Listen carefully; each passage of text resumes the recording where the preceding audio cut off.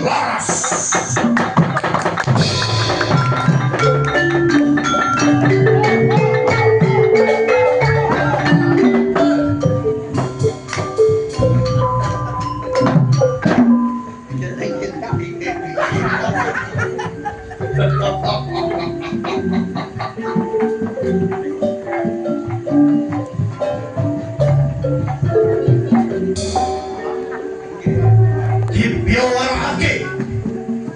Dumateng saindenging para kawula ing tlatah Nusantara.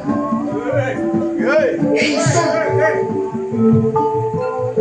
kang madhep tetunggule yuda minangka pusarane adil ing praja Nusantara kang jejuluk Prabu Sanggama Krama Nagara.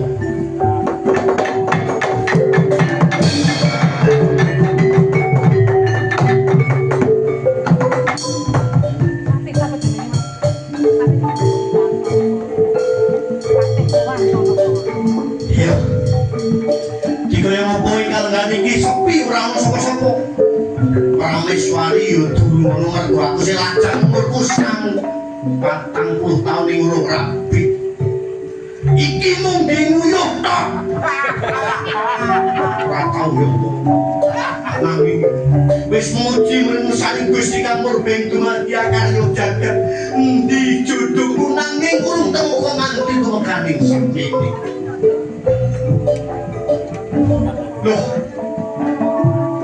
aku wis manuwun terus yugine praja Nusantara dina saiki katakan pageblek esuk loro sore pati sore loro esuk tumekaning kula ajal dawane Patih Wantanegara Patih Wantanegara swana ning arsaku.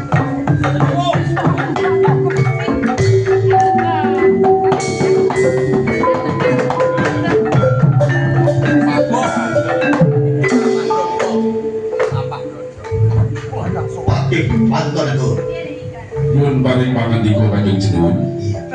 Piye kahananmu Patih?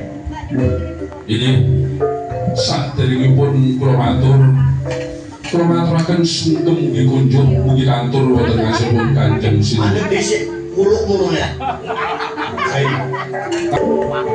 Wantanegara. Maturaken mugi Kanjeng. Piye kahanane sliramu?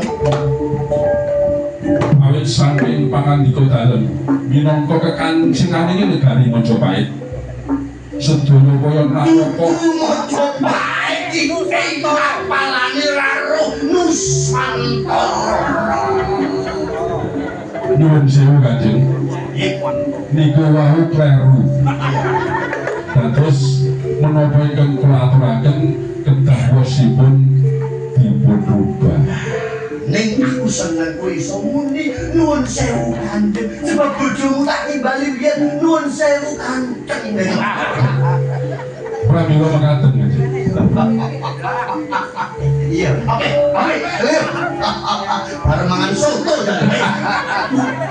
Sedaya kaya naraka praja wiwit desa ngadisa ngantos dumugi kutha raja sampun saijeng saeka prasa ing kuyung menapa ingkang dados pangandika dalem Kanjeng. Syukur manayu bagya ning kados kathah sapa iki wetok lewat iki. Boten napa-napa nggih sampe muat ya. Nyuwun sewu Kanjeng. Boleh. Iki pakempun. Aku seneng jem-jem kelawan kahanan ning praja Nusantara kok ngerti kalangan sakniki. Nggih. Katemen pageblok. Esuk wong loro sore mati, sore loro esuk ketekane pati deleng. Ugi dibayang karepah. Doktere dhewe diinfus. Tapi kula oleh wong siting Gusti Kang Murbeng dumadya kali jagat kudu ditumbali. Yang mengatur Kanjeng kados menapa awratipun ingkang gelombang Ya, badhe kula lampahi Kanjeng. Tumenggung Sosro. Iki tumenggung ya dadi pengendang. Dadi nek istilah ing ketoprak dituslah. Honor tumenggung karo honor pengendang. Honor muli mangatur. Potongannya oke. Potongan. Aku tumenggung wis ngerti wong sing jenenge Philip. Wah, oke. Kuwi bangsane radio, kuwi bangsane radio apa bangsane lampu? Nah, lampu. Oh, lampu. Supaya terang padang. Philip celun sowan ning ngarep sakule. Philip belum.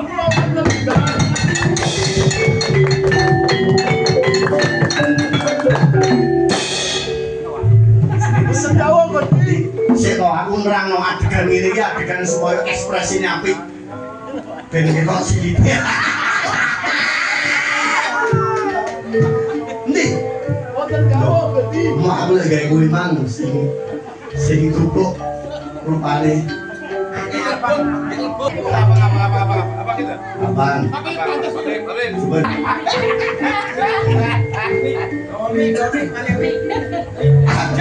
Lu sing apik, aja koyo wong setruk koyo ngono. Pantih. Tumenggung teh sosok. Aku mung takut. Iki panganane opo? Ayo boten klendu menika. Remenanipun jahe. Oh, Nggih, jahe. Kalian kencur. iya. Klabang. Kok klabang? Astagfirullahaladzim, kuwi najis aja dipangan. Ning aku krungu Pak kabare yen kowe iku jarene senengane kaya bayi.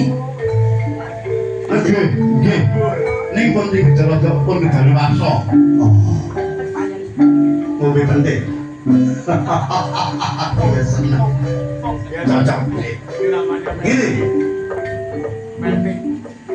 Patih wonten Goro Philip Sastro Diarjo. Tinggalane dawuh Gusti Patih Sastro. Tumenggung Sastro.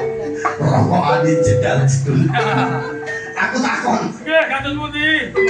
Kae apa yo sik kuat kumpul bojo. Sing kuat. Kuat. Iya.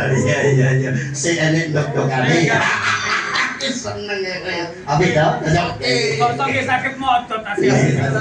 Sobat. Ini. Ring sing ngaturku. Praja Nuswantara bakal walaya temah jati walaya. Ora kok kudu ditumbali samubarang ora. Nanging aku kudu rapi. Kula mlebu desa Ngelangkori jajan sak kabeh nganti Praja Nuswantara aja komo-komo bali marang Nuswantara yen durung ngentukne bojo. Nah, bojoku kudu sing kaya piye? Sing penting ayu rupane. Pilih jangan goleki. Sing penting sowanen nggonku bojo sing ayu rupane. Tak rabine kabeh sekujur tubuh awake. Ora kok rabi cakep tok ora kabeh awake. Besar dhuwur njupuk njero. Nah, iki waktu kira-kira 7 dina bali ora meneh. Sedeng iki wis buyar kabeh wis padha mulih. Lah terus kene ora ana sing delok. Sampeyan karo Philip. Ning aku njaluk budalmu ngangge serampah.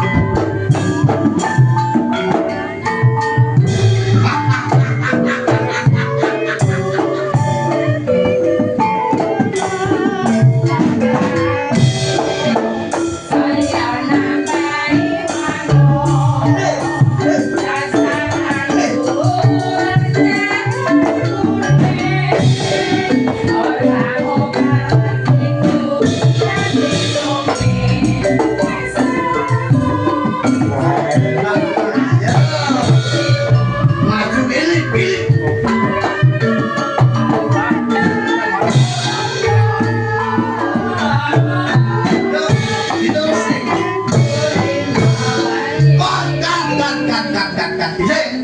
Cek. Ibu.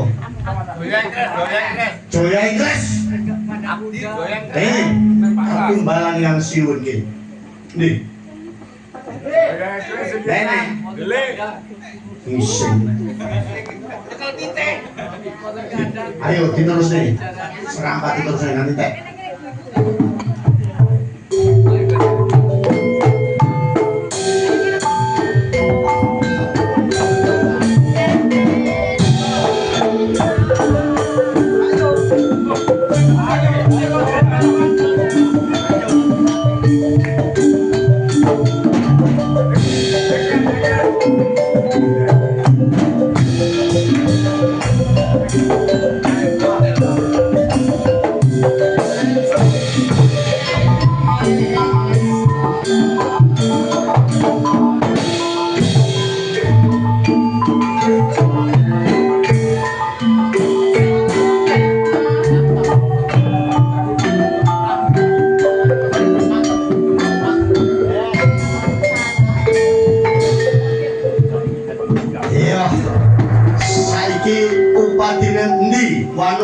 Sing mbok goleki pilih Swano ing ngersaniso.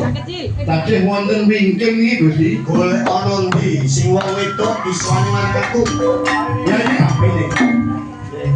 Tinimbalan Gusti Prabu. Apa mantene iki? Oh, Prabu Yudanegara. Monggo. Menika badhe kula. Segomo kromo. Arep muni segomo muangel lho.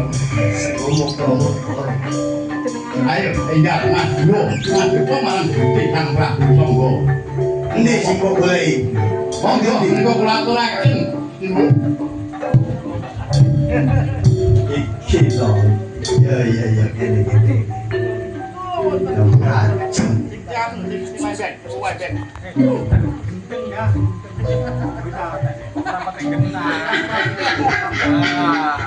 Lawan kenceng.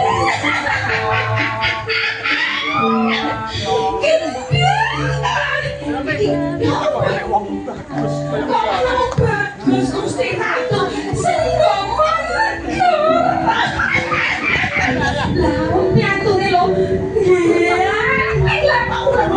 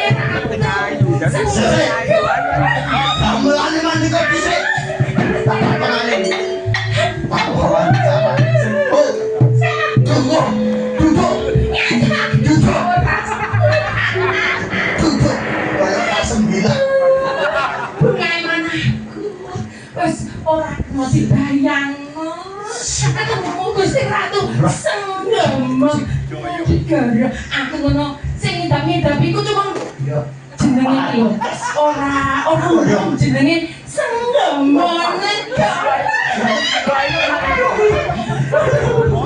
jenenge koyo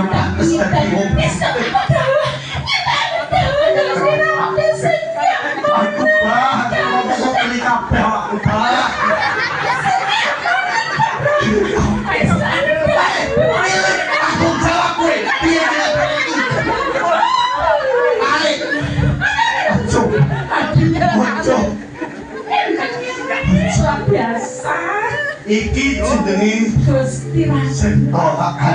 Iya tunggu sih. Terapi coba deh. Terapi kok ngarep wong mburi terapi.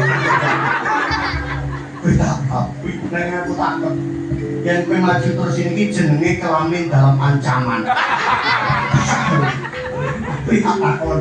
Seneng manah kula. Sik, apa?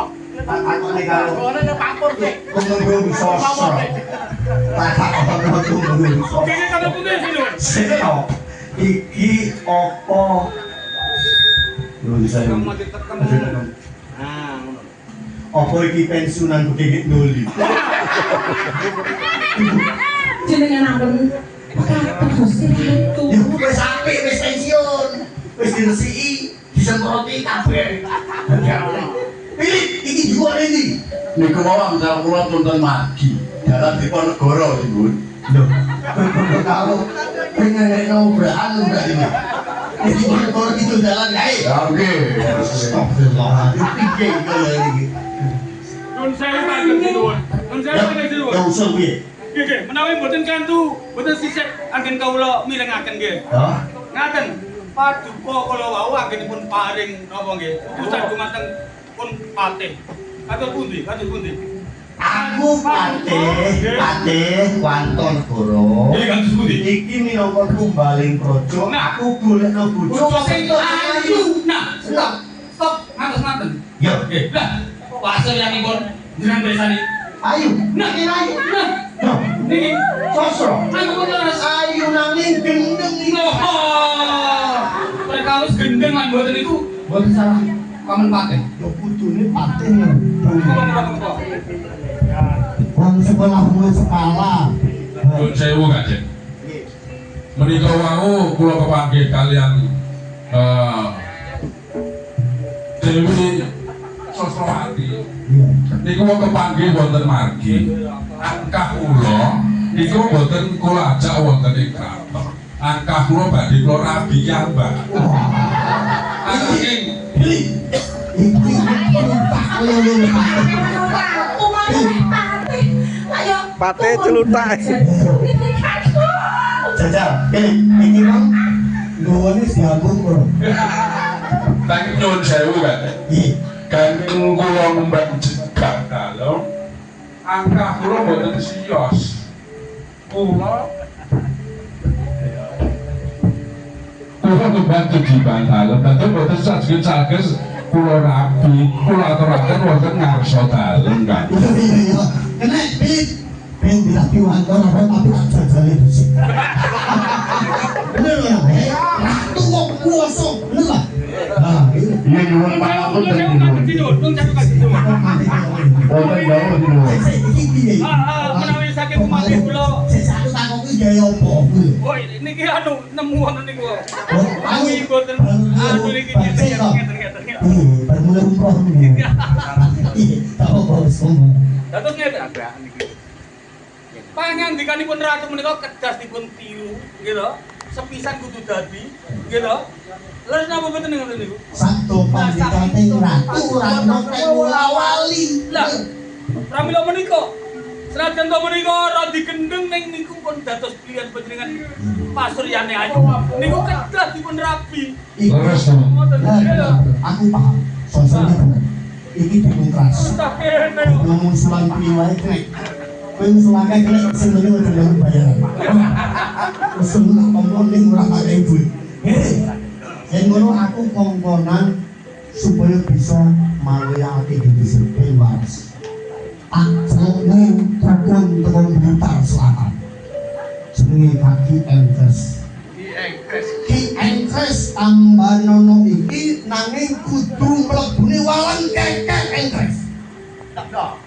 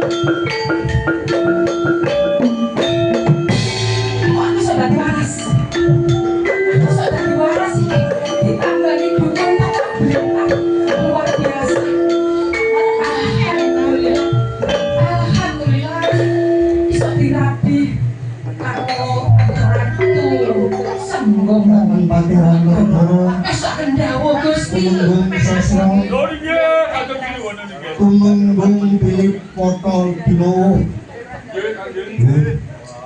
aku wis silakan ing panarima iki waras ora mergo disuwuk nanging mergo nek banyu dibangun waras aku lagi jeneng panarima wonten guru tumenggung Tumenggung Sasra